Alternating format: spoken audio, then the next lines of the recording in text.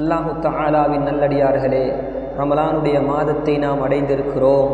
ரமலானுடைய மாதம் அடைவதற்கு 2 மாதங்களுக்கு முன்னால் ரமலானுக்காக வேண்டிய பிரார்த்தனைகளை செய்தோம். ரமலானுக்காக வேண்டி பல ஏற்பாடுகள் செய்து கொண்டோம். ரமலானுக்காக வேண்டி நம்மில் சிலர் உள்ளதையும் சுத்தம் செய்தார்கள், இல்லத்தையும் சுத்தம் செய்தார்கள், உள்ளவைகளையும் சுத்தம் செய்தார்கள். என்றாலும் நம்மில் அநேகமானவர்கள் உள்ளத்தை சுத்தம் செய்ய மறந்துவிட்டார்கள். உள்ளதை சுத்தம் செய்தோம், உள்ளத்தை சுத்தம் செய்ய மறந்துவிட்டோம். இந்த ரமலானில் நாம் உள்ளத்தை பரிசுத்தப்படுத்திய சீதேவிகளாக மாற வேண்டும் என்பதுதான் நம் அனைவருடைய அவாவும் ஆசையுமாக இருந்து கொண்டிருக்கிறது.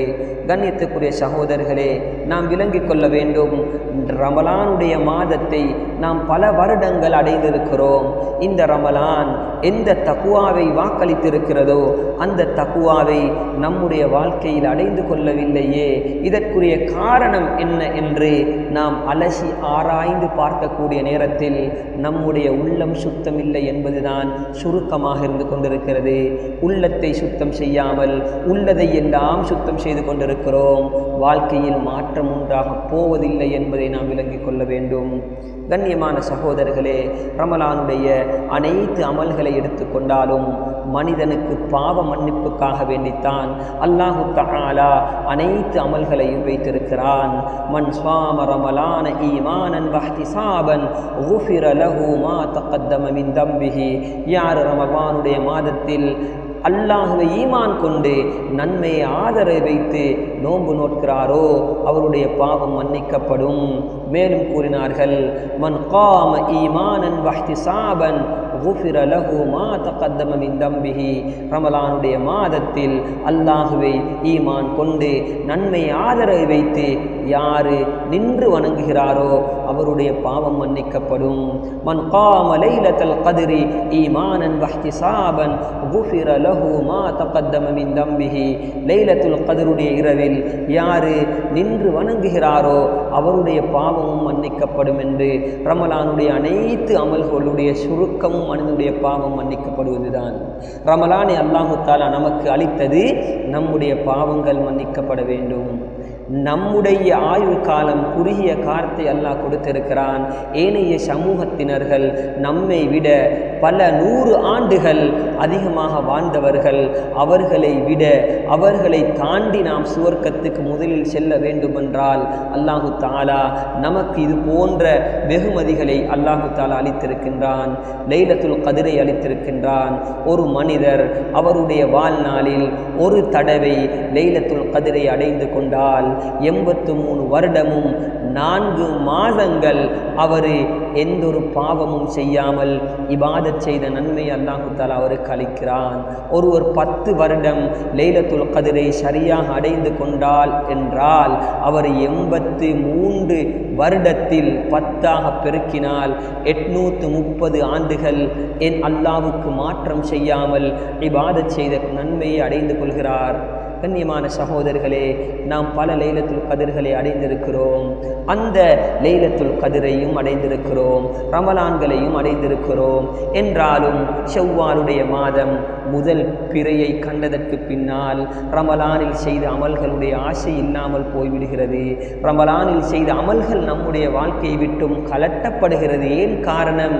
நாம் அனைவரும் அமல் செய்வதற்காக வேண்டி ஒரு சூழலுக்காக வேண்டி அமல் செய்ததுதான் காரணமாக இருந்து கொண்டிருக்கிறது. உள்ளத்தை மாற்ற வேண்டும். இன்னல்லாஹ லா யுகையிரு மா பிகௌமின் ஹத்தா யுகையிரு மா பி அன்ஃபுஸிஹிம். நாம் நம்மை மாற்றாத வரைக்கும் அல்லாஹ் நம்மை ஒரு நாளும் மாற்ற மாட்டான் என்பதுதான் குர்ஆனுடைய சுருக்கமாக இருந்து கொண்டிருக்கிறது. நாம் மாற வேண்டும், நம்முடைய உள்ளத்தை சுத்தம் செய்ய வேண்டும். உள்ளத்தை சுத்தம் செய்வது ஒரு மிகப்பெரிய அமல் என்பதை இந்த ஹதீஸின் மூலம் நமக்கு கண்டுகொள்ளலாம். கண்ணியமான சகோதரர்களே, ஒரு நாள் நபி முஹம்மது ஸல்லல்லாஹு அலைஹி வஆலிஹி வஸல்லம் சஹாபாக்களுக்கு நல்ல விடயங்களை போதித்து கொண்டிருக்கிறார்கள். இடையில் கூறினார்கள், யத்லு அலைக்கும் ரஜுலுன் மின் அஹ்லில் ஜன்னா. இப்போது உங்களுக்கு முன்னால் ஒரு மனிதர் வருவார், அவர் சுவர்க்கவாதி. இடது கையில் செருப்பை பாதணியை சுமந்து கொண்டு புலூவுடைய தண்ணீர் அவருடைய முகத்திலிருந்து வடிந்து கொண்டிருக்கும் நிலையில் வருவார். அவர் ஒரு சுவர்க்கவாதி. சஹாபாக்கள் ஆவலுடன் எதிர்பார்த்து கொண்டிருக்கிறார்கள்.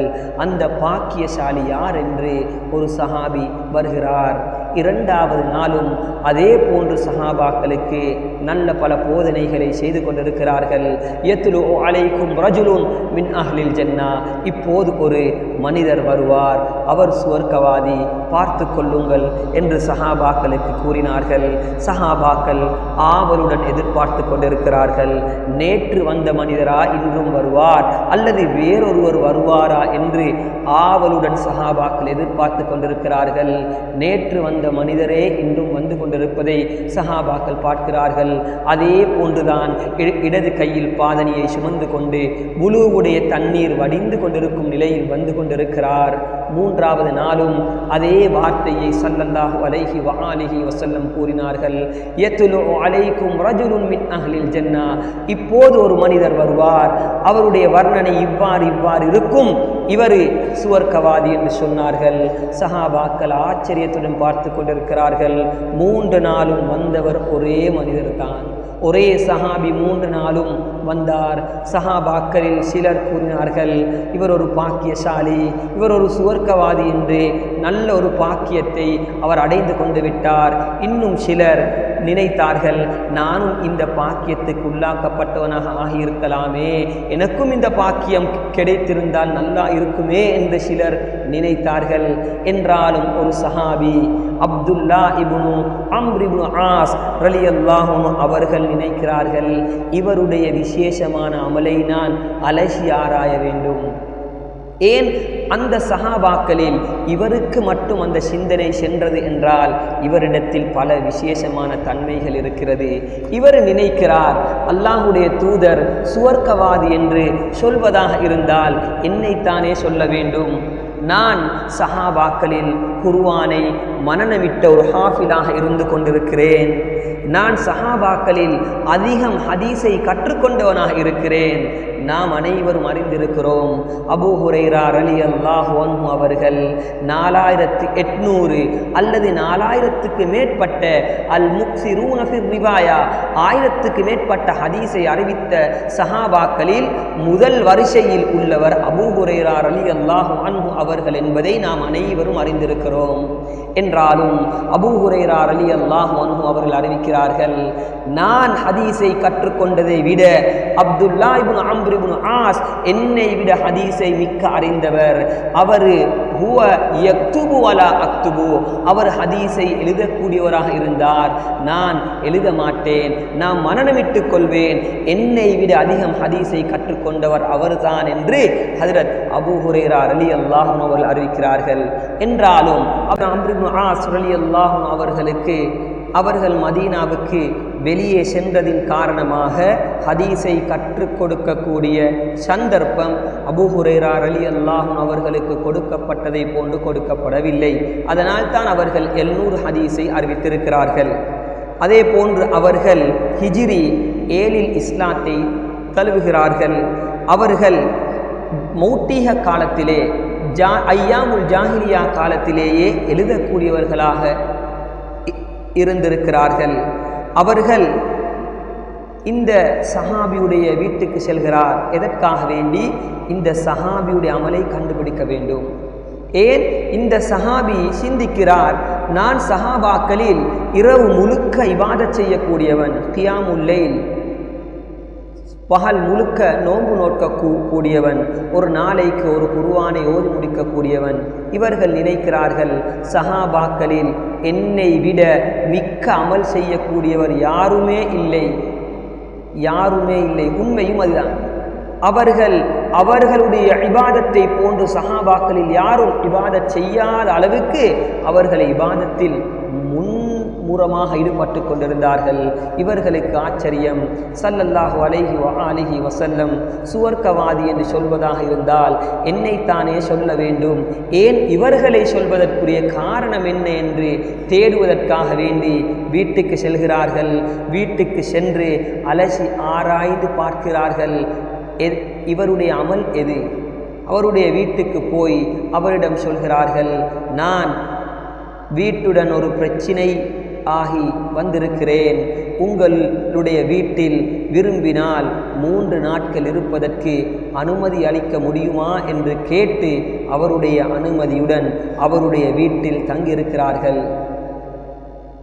அவர் தங்கின நோக்கம் இவருடைய அமலை பார்க்க வேண்டும் என்பதற்காக வேண்டி ஆரம்ப நாள் இரா வணக்கத்தை பார்க்கிறார். பெரிதாக எதுவும் கிடையாது. அவர் தூக்கத்தில் ஒரு பக்கத்திலிருந்து மற்ற பக்கம் திரும்பக்கூடிய நேரத்தில் ஜிக்ர் செய்கிறார். வேற ஃபஜ்ருடைய நேரத்தில் எலும்பி சுபஹ தொழுகிறார். 3 நாட்களாக விசேஷமான எந்த ஒரு அமலையும் அப்துல்லா இப்னு அம்ர் இப்னு ஆஸ் ரலியல்லாஹு அவர்கள் காணவில்லை. 3வது நாள் கூறுகிறார், நான் வந்தது என்னுடைய வீட்டுடன் எந்த ஒரு பிரச்சனையும் இல்லை, நான் வந்த நோக்கம் உங்களுடைய அமலை பார்க்க வேண்டும்.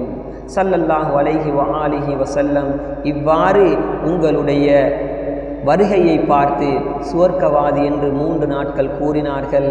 அந்த அமல் எது என்று பார்ப்பதற்காக வேண்டித்தான் வந்தேன், என்றாலும் உங்களிடத்தில் எந்த ஒரு அமலையும் நான் காணவில்லையே என்று கூறினார்கள். அதற்கு பின்னால் அந்த சஹாபி கூறினார், ஸல்லல்லாஹு அலைஹி வஸல்லம் சும்மா சொல்லியிருக்க மாட்டார்கள், உங்களிடத்தில் ஏதாவது ஒரு அமல் இருக்கத்தான் வேண்டும் என்று அவர் கூறக்கூடிய நேரத்தில் இந்த சஹாபி கூறுகிறார், மா ஹுவ இல்லா மா ரஅய்த, நீங்க பார்த்தது தான் நான் செய்த அமல், என்னிடத்தில் வேறு எதுவும் விசேஷமாக இல்லை என்று கூறினார்கள். இந்த சஹாபி செல்லக்கூடிய நேரத்தில் அவரை தட்டி அழைத்து கூறுகிறார்கள், நீங்கள் பார்த்தது தான் என்னிடத்தில் இருந்த அமல், என்றாலும் غير أني لا أجد في نفسي لأحد من المسلمين غشا ولا أحسد أحدا على خير أعطاه الله إياه. நான் யாரை பற்றியும் கெட்ட எண்ணம் என்னுடைய உள்ளத்தில் வைத்து கொள்ள மாட்டேன், யாரை பற்றியும் பொறாமையும் எனக்கு இல்லை. ஒரு மனிதனுக்கு அல்லாஹு தஆலா ஏதாவது ஒன்றை கொடுத்து விட்டால் அல்லாஹுடைய கலா கதிரை நான் ஏற்றுக்கொள்வேன்.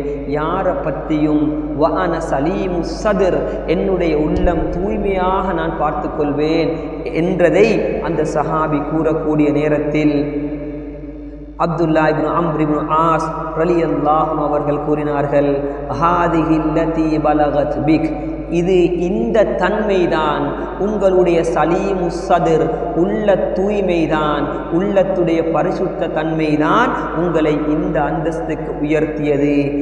வஹியல்லதி லா நுதீக், இதுதான் நமக்கு கஷ்டம், நமக்கு சிரமமானது என்று அப்துல்லா இப்னு அம்ர் இப்னு ஆஸ் ரலியல்லாஹு அவர்கள் கூறினார்கள். என்றால் கண்ணியமான சகோதரர்களே, நாம் விளங்கக்கூடிய பாடம் என்னவென்றால், அமல் செய்வது லேசி, இபாதத் செய்வது லேசி, குர்ஆன் ஓதுவது லேசி, தஹஜ்ஜத் தொழுவது லேசி. இந்த உள்ளத்தை பாதுகாப்பது கஷ்டமாக இருந்து கொண்டிருக்கிறது.